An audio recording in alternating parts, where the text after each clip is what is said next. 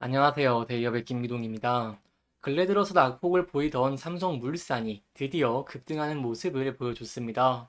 최근 들어 부진한 시장 상황에서 삼성물산도 힘든 시기를 거쳐왔다고 여겨지는데요.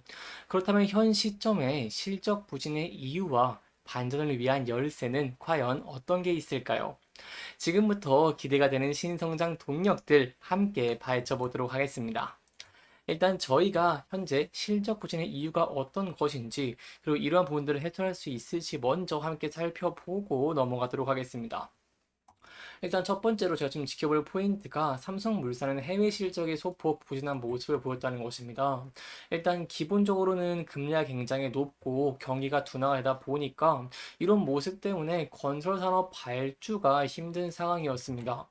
실제로 올해 3분기까지 국내 건설사 전체 해외 건설 수주 규모가 211억 달러를 기록을 했는데, 이는 전년 동기 대비로 봤을 때 10% 이상 감소한 모습이기도 했습니다. 다만 그 중에서 저희가 눈여겨볼 포인트가 삼성물산은 해외 건설 수주가 굉장히 많이 줄었다는 것인데요. 과연 어떠한 이유일까요? 삼성물산은요, 해외 건설 수주가 올해 들어서 3분기까지 13억 달러를 기록을 하면서 주는 동기 57억 달러 대비로 봤을 때 76.8%나 감소를 하기도 했습니다. 이에 대해서는 저희가 삼성전자를 빼놓을 수가 없다라고 볼 수 있겠는데요. 일단 첫 번째로는 3분기에 실적 국내 프로젝트가 부진했기 때문에 실적이 감소를 했고, 두 번째로는 삼성전자의 해외 물량은 삼성물산의 해외 수주에서 큰 비중을 차지를 또 하기 때문입니다.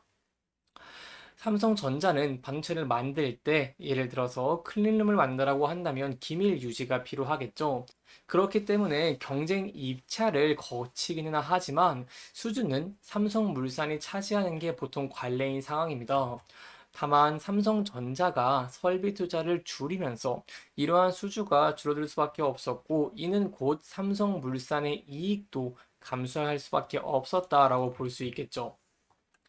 특히 삼성전자 같은 경우에는 이제 3분기에서 얘기를 했을 때 올해 설비 투자의 집행 규모가 감소할 전망이다라고 밝히기도 했고요.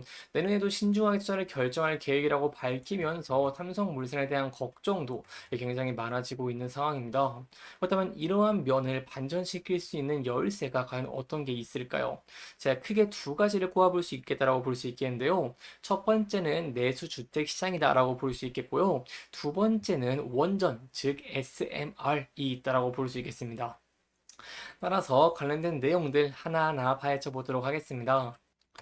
일단 최근 들어 삼성물산의 기조가 좀 바뀌고 있습니다. 삼성물산은요, 한남 4구역에서 현대건설과 맞대결을 하는 등 내수시장 공략을 펼치고 있는 상황이고요. 특히 이런 한남 4구역 같은 경우에도 내년 1월에 조합원들의 선택이 결정적 영향을 끼칠 것이기 때문에 이러한 면들은 함께 지켜보는 것이 중요할 것 같습니다. 또한 지난해 국내 주택시장에서 2조 951억 원을 수출을 했는데, 올해는 10월까지 2조 3천억 원 이상의 수주를 하는 좋은 모습을 보이기도 했습니다. 따라서 이러한 면들에 힘입어서 내수시장에서 삼성물산의 실적 성장이 이뤄질 수 있을지, 그리고 그로 인해서 이러한 부분들이 다시 한번 더 모멘텀으로 작동할 수 있을지를 함께 지켜보는 것이 굉장히 중요할 것 같습니다. 그렇다면 두 번째로는 어떠한 포인트를 지켜볼 수가 있을까요? 바로 최근에 시장에서 굉장히 크게 하강을 받고 있는 SMR이 있다, 이렇게 조금 설명을 드릴 수가 있겠습니다. 일단 삼성물산은요, 지난 7월에 루마니아 현지에서 미국의 플로어, 뉴스케일, 사전대인 룬디 등 글로벌 엔지니어링 기업 3개사와 루마니아 SMR 사업의 기본 설계에 참여를 하기도 했습니다. 이 루마니아 SMR에 대한 기대감이 증가하고 있는 이유 중에 하나가, 루마니아 SMR 사업은요, 세계적으로 가장 앞서 있다라고 평가를 받고 있는 이 뉴스케일 기술을 기반으로 하고 있기 때문이죠. 현재 뉴스케일이 SMR 사용화에서 가장 빠를 것이다, 이렇게 전망을 하고 있는 상황입니다. 그렇기 때문에 향후에는 루마니아 SMR 사업으로 인해서 EPC, 설계, 조달, 시공 계획까지 기대가 되고 있는 상황이기 때문에 SMR에 관련된 시장의 관심도가 집중이 되고, SMR 사업이 점차 커지면 커질수록 삼성물산에 대한 기대감도 증가할 수 있다는 부분들 꼭 염두에 두시면 좋을 것 같습니다. 그렇다면 이러한 SMR은요, 얼마나 중요성이 높고 향후에 더 큰 폭으로 성장을 하면서 삼성물산에게 모멘텀으로 작용할 수가 있을까요? 현재 굉장히 중요한 시점입니다. 왜냐면 최근에 여러분도 잘 아시는 챗 GPT 같이 AI 개발을 굉장히 많이 하고 있는 상황입니다. 그렇다 보니까 전력이 굉장히 필요한데 이런 막대한 전력을 가장 안정적으로 공급할 수 있는 게 바로 원전입니다. 뭐 다른 친환경, 풍력, 태양광도 있다라고 할 수 있겠지만 원자력은 풍력이나 태양광보다 3배 이상 높은 전력 가동 시간을 가지고 있고요. 이 또한 화석 연료와 비교해 본다라고 하더라도 2배 이상 높은 모습을 보이고 있습니다. 그러다 보니까 이제 많은 미국의 큰 기업들, 빅테크 기업들도 앞다퉈서 원자력에 손을 뻗고 투자를 진행을 하고 있는 상황입니다.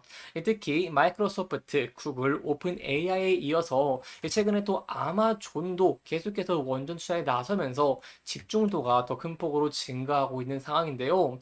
특히 아마존이 이번에 SMR 사업에 또 투자를 진행함에 따라서 역대 가장 큰 SMR 사업에 대한 기대감, 특히 약 20만 가구가 사용할 수 있는 전력이기 때문에 현재 SMR에 대한 기대감이 또 큰 폭으로 증가하고 있다고 볼 수 있겠습니다. 또한 이러한 부분들을 저희가 수치화해서 함께 살펴보면요. 세계 원자력 협회는 SMR 시장이 지난해 8조 5천억 원 규모에서 2035년 640조 원 규모로 큰 폭으로 성장하는 부분들로 전망을 하고 있는 상황이고요. SMR 같은 경우에는 장점도 굉장히 많기 때문에 현재 기대감이 큰 폭으로 증가하고 있다고 볼 수 있겠습니다. 특히 SMR은 대형 원전의 100분의 1 크기인 모듈형 원전이기 때문에 현장 조립이 가능하다는 장점이 있고요. 또한 전력 소유지에 직접 설치할 수 있어서 송전 비용, 건설 기간을 획기적으로 줄일 수 있기 때문에 굉장히 각광을 받고 있다고 볼 수 있겠습니다. 특히 이러한 부분들은 해외 수주로 연결될 가능성이 굉장히 높은데요. 예를 들어 미국 같은 경우에는 바닷가에다 원전을 지어 놓고 예를 들어 내륙으로 끌어들이게 된다라고 한다면 송배전도 설비를 다시 해야 되고 부대 비용이 너무나도 많이 듭니다. 그렇기 때문에 필요한 곳에다가 작게 작게 이렇게 SMR로 세우는 것이 굉장히 중요하다고 볼 수 있겠죠. 따라서 이러한 부분들은 즉 한국의 원자력의 수주로 기대해 볼 수가 있을 것이고 그로 인해서 SMR과 연관이 있는 삼성물산에 대한 기대감이 증가할 수 있는 요인 중에 하나다. 이렇게 좀 분석을 해서 설명을 드릴 수가 있겠습니다. 이렇게 여기까지 저희가 삼성물산의 실적 부진의 이유, 그리고 그럼에도 불구하고 향후 기대 가능한 포인트 2가지가 어떤 게 있을지를 중점적으로 살펴보면서 진행을 했고요.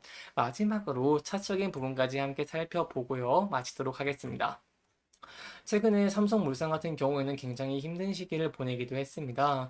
하지만 이 저점 부근대에서 지지를 받으면서 반등하는 모습을 보여주기도 했는데요.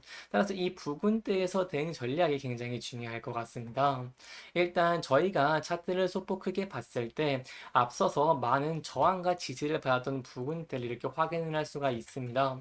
따라서 추가적으로 이러한 모멘텀들에 힘입어서 상승하는 모습을 보이게 된다고 한다면 이런 저항 부근대를 돌파할 수 있을지 여부가 1차적으로 굉장히 중요하다고 볼 수 있겠고요. 그 이후에는 추가적인 저항 라인들을 돌파를 하면서 상승 추세로 전환될 수 있을지 여부가 굉장히 중요한 시점이다. 이렇게 좀 분석을 해볼 수가 있겠습니다. 다만 저희가 항상 리스크적인 측면도 대비하는 것이 굉장히 중요할 것 같은데요. 일단 이 부근대에서 소폭 저항을 받고 하락을 하게 된다라고 한다면 일단은 앞서 지지를 받았던 라인대에서 지지를 받을 수 있을지까지 함께 살펴보는 것이 굉장히 중요할 것 같습니다.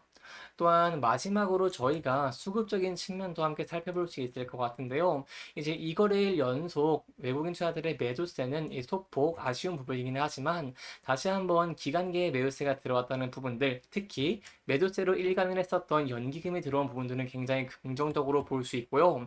앞서서 계속해서 외국인 투자들이 매수한 저항들이 있기 때문에 이러한 모습에 힘입어서 외국인과 기관들이 다시 한번 매수세로 이제 일관을 하고 이로 인해서 수급적인 측면에 힘입어서 다시 한번 모멘텀으로 작동할 수 있을지까지 저희가 함께 지켜보는 것이 굉장히 중요할 것 같습니다.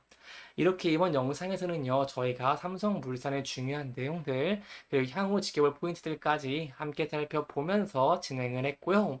해당 영상은 개인적인 의견이 많이 들어갔기 때문에 투자자분들의 주관적인 생각과 해당 내용을 토대로 현명한 선택을 하시면 좋을 것 같습니다. 이렇게 영상 잘 보셨다면 다음 영상도 시청해 주시길 바라면서 오늘 영상 마무리하도록 하겠습니다. 끝까지 시청해 주셔서 감사합니다.